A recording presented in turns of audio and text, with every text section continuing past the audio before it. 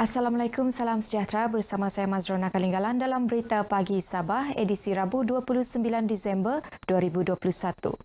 Kementerian Dalam Negeri serta agensi di bawahnya sentiasa bersedia untuk membantu masyarakat sewaktu banjir dan pasca banjir. Agensi seperti PDRM dan Rela sememangnya sudah bertindak lebih awal bagi membantu mangsa bencana seperti banjir yang melanda negara baru-baru ini. Timbalan Menteri Dalam Negeri 2, Datuk Jonathan Yassin berkata sehingga sekarang agensi di bawah KDN yang terlibat masih bekerja keras membantu masyarakat terkesan akibat banjir di kawasan terjejas. Sebenarnya pihak KDN sudah sejak awal di peringkat bawah itu sudah bergerak membantu masa-masa. Jadi walaupun tidak banyak yang kata bahawa tidak ada terlibat secara cepat, namun sebenarnya kita punya agensi di bawah KDN ini sudah bergerak awal. Beliau berkata demikian kepada media selepas merasmikan Mesyuarat Agung Tahunan Persatuan Veteran Komando Malaysia Sabah PVKMS kali ke-6 2021 di Dewan Kilimu Ranau. Beliau turut menasihatkan masyarakat agar berwaspada dengan perubahan cuaca akibat monsun luruan sehingga 2 Januari ini. Sementara itu, Pengarah Jabatan Hal Ehwal Veteran ATM Major Nur Khairi Abdul Rahman berkata, PVKMS sentiasa bersedia untuk berkhidmat kepada masyarakat terutama pada musim banjir. Begitu juga di Sabah, kita sentiasa bagi sebab kerajaan pun telah memberi early warning untuk akan bahawa berlakunya kita punya musim hujan teruk di Sabah ini. Jadi begitu jugalah kami memberitahu kepada Persatuan Veteran supaya get ready. If nothing happen, they will survive sekali lagi lah untuk membantu rakyat-rakyat negeri Sabah ni. Datuk Jonathan turut menyerahkan bantuan RM10,000 selain sumbangan bantuan kotak bakul makanan kepada PVMKS. Beralih kepada perkembangan semasa COVID-19, jumlah pesakit sembuh terus mengatasi kes jangkitan baharu semalam iaitu 326 orang menjadikan jumlah kumulatif kini 232,915 orang sementara satu kematian direkodkan di Kota Kinabalu.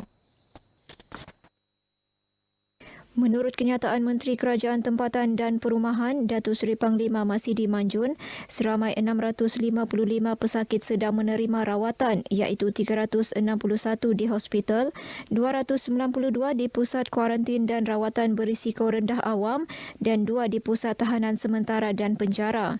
Manakala 35 pesakit memerlukan penjagaan kritikal. Semalam, Sabah mencatat 168 kes jangkitan baharu, naik 43 kes berbanding sebelumnya. 8 daerah mencatat kes 2 angka dan 14 daerah mencatat kes 1 angka, manakala 5 daerah tidak mencatat sebarang kes baharu. Daripada keseluruhan kes, 162 pesakit dalam kategori 1 dan 2, 3 dalam kategori 3, 2 dalam kategori 4 dan tiada pesakit baharu dalam kategori 5. Sebelum ke berita seterusnya, kita ikuti statistik terkini kes COVID-19 mengikut daerah dan kadar vaksinasi bagi Sabah.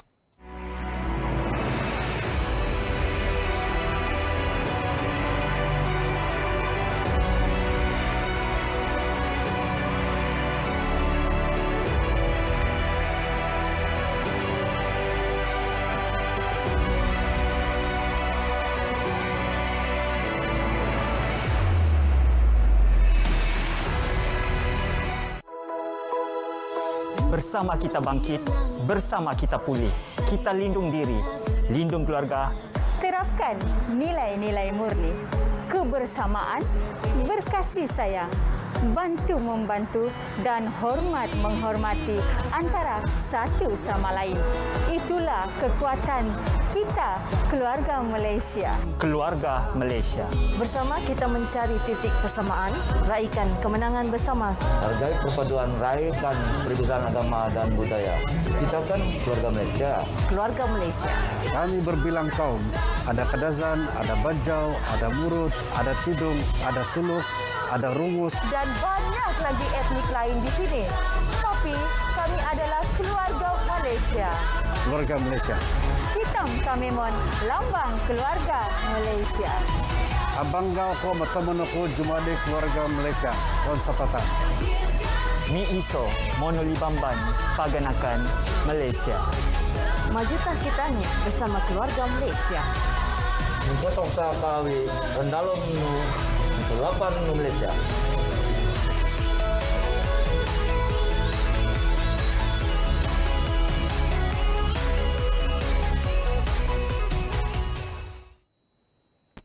Naib Presiden Parti Warisan Sabah yang juga Ahli Dewan Undangan Negeri Adun Melalap Datuk Peter Anthony bersama Adun Limbahau, Datuk Joel Nuatim mengumumkan keluar Parti Warisan berkuat kuasa semalam.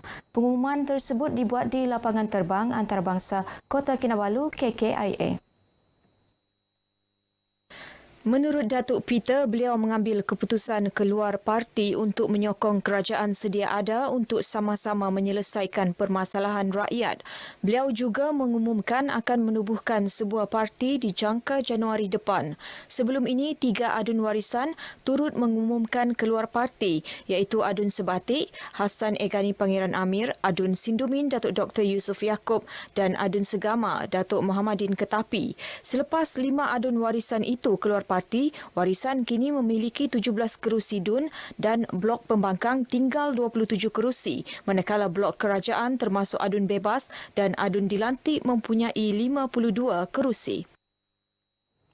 Setakat 27 Disember 2021, Majlis Ugama Islam Sabah MUIS melalui Pusat Zakat Sabah PZS berjaya melaksanakan pungutan zakat berjumlah lebih 113 juta ringgit. Jumlah tersebut merangkumi zakat harta dan zakat fitrah dengan peningkatan lebih 10 juta ringgit berbanding tahun lepas. Menteri Tugas-Tugas Khas Datuk Muhammad Arifin Muhammad Arif merakamkan penghargaan kepada pembayar zakat di negeri ini yang memberi komitmen menunaikan tanggungjawab serta usaha gigih MUIS dalam melaksanakan tugas memastikan sasaran pungutan zakat setiap tahun. Saya mengambil kesempatan ini juga untuk menyeru kepada pihak-pihak yang berniaga, yang khususnya JLC yang ada menerima keuntungan agar tampil untuk menunaikan ibadah zakat ini. Semakin bertambah JLC kita, sama ada JLC pusat dan negeri menunaikan ibadah ini. Dan dari masa ke masa, insyaAllah bahagian zakat khususnya di Majlis Ugama Islam Sabah akan memperhebatkan kempen untuk kesedaran berhubung dengan ibadah zakat ini. Beliau berkata demikian ketika ditemui dalam majlis penyerahan zakat perniagaan 7 syarikat dan koperasi kepada Pusat Zakat Sabah PZS di Wisma MUIS Kota Kinabalu.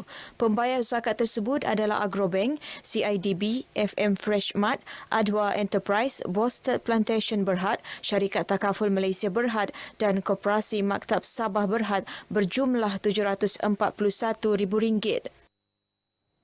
Pelaksanaan Pelan Strategik Pelancongan Bandaraya Kota Kinabalu 2022-2026 merupakan langkah tepat pengurusan DBKK membantu memulih semula sektor pelancongan terjejas akibat pandemik COVID-19.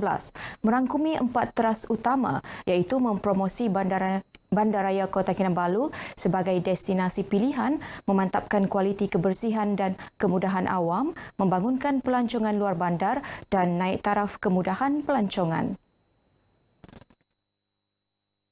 Pembantu Menteri kepada Ketua Menteri merangkap Menteri bertanggungjawab kepada DBKK, Datuk Abidin Madingkir berkata, pelan ini juga selaras hasrat kerajaan mewujudkan sebuah bandar mencerminkan aspirasi rancangan Malaysia ke-12. Boleh digunakan sebagai satu roadmap untuk guide DBKK untuk sama ada naik pulih, merancang ini aset-aset ataupun produk-produk pelancongan dan juga untuk untuk menghidupkan semula sektor pelancongan. Datuk Abidin ditemui media selepas melancarkan Pelan Strategik Pelancongan Bandaraya Kota Kinabalu 2022 hingga 2026 di Kota Kinabalu. Sementara itu, Mayor Bandaraya Kota Kinabalu, Datuk Nurliza Awang Alip memaklumkan dalam pelaksanaan pelan ini, pihaknya turut memberi tumpuan kepada usaha mengekalkan warisan budaya dan sejarah sekitar ibu negeri. Usaha ini turut mendapat komitmen Unit Pemimpin Pembangunan Masyarakat UPPM seiring Hala 7 Sabah Maju Jaya. Kita melihat perlunya ada satu identiti untuk KK, bah. So what we are looking at now is to go back into history, because kalau kita tidak kekalkan elemen-elemen ni, kita akan hilang unsur-unsur sejarah kita. You see all the buildings are being demolished and what have you. So insyaAllah bulan depan January we'll start with the engagement Libat Urus, di mana kita akan bring to the community cadangan-cadangan di BKK lah. Kolaborasi dalam memastikan apa juga program bersama dengan EPPM berjalan baik dan lancar, dan saya nampak ini kolaborasi yang terbaik. Dan insyaAllah mungkin banyak lagi perkara yang boleh kita bincang bersama demi untuk mempermudahkan sebarang urusan yang berkaitan dengan kawasan-kawasan yang terlibat. Turut diharapkan pelan 5 tahun ini mampu menjadikan Bandaraya Kota Kinabalu sebagai destinasi pelancongan tunggal, mampan, inklusif dan berdaya saing sekaligus menarik pelaburan. Kewujudan Pantai Tanjung Aru dan Taman Awam Teluk Likas sememangnya memberi manfaat kepada penduduk bandaraya, khususnya untuk beriadah bersama keluarga atau menjalani sukan ringan. Situasi cuti persekolahan dan cuti perayaan juga menjadikan lokasi ini antara tumpuan awam. Namun daripada tinjauan, aspek penyediaan kemudahan menjadi keutamaan kebanyakan pengunjung.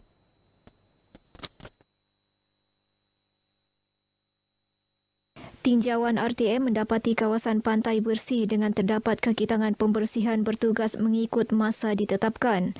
Pengunjung juga mematuhi prosedur operasi standard SOP ditetapkan bagi mengekang penularan COVID-19 dengan penjarakan antara satu dengan yang lain. Pengunjung yang ditemui mencadangkan tambahan lampu dan penyediaan surau bagi memudahkan pengunjung menunaikan solat. Di sini memang untuk santai-santai, ya, sambil-sambil tu bercuti kan, bercuti itu rehat-rehat begitu sama keluarga sekali lah. Tu surau lah, kalau tempat yang duduk tu setakat ni okey juga. Dengan suami, anak, dengan adik-beradik ke surau lah. Sebab kami tidak boleh lama kan kalau waktu solat balik rumah. Kalau ada surau tidak perlu saudara balik rumah.